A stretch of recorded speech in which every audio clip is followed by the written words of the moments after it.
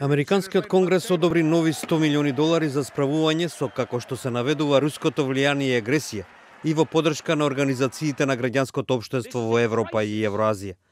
Американските конгресмени исто така ја поддржаа и мерката со која се воведуваат нови рестрикции врз руски дипломати во Соединетите држави.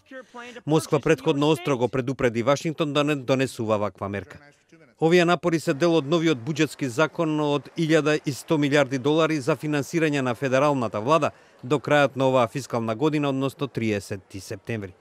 Голем број демократи и републиканци нагласија дека ширењето лажни вести, странското финансирање на политичките партии, пропагандата и другите прикриени активности се индикација за агресивните руски напори за мешање или за уривање влади кои не се пријателски расположени спрема Москва.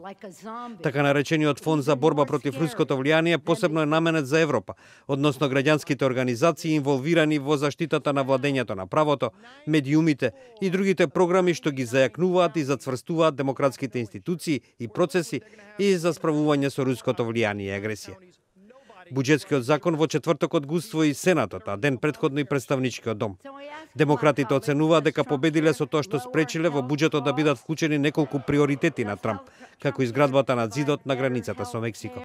Белата куќа пак смета дека биле добиени повеќе средства за воени трошоци и оти се добило време за натамошна борба кон остварување на приоритетите на Трамп. Од друга страна, Представничкиот дом го усвои предлогот на републиканците за промена на системот за здравствена заштита. Овој закон води кон исполнување на ветувањето на републиканците дека ќе го укинат Обамакер. Тоа беше еден од приоритетите на председателот Доналд Трамп, кој веднаш го прослави успехот. I actually think it will get even better, and this is, make no mistake, this is a repeal and a replace of Obamacare. Сега законот треба да биде усвоен и во Сенатот, каде што многумина сенатори сметаат дека тој треба да претрпи известни промени.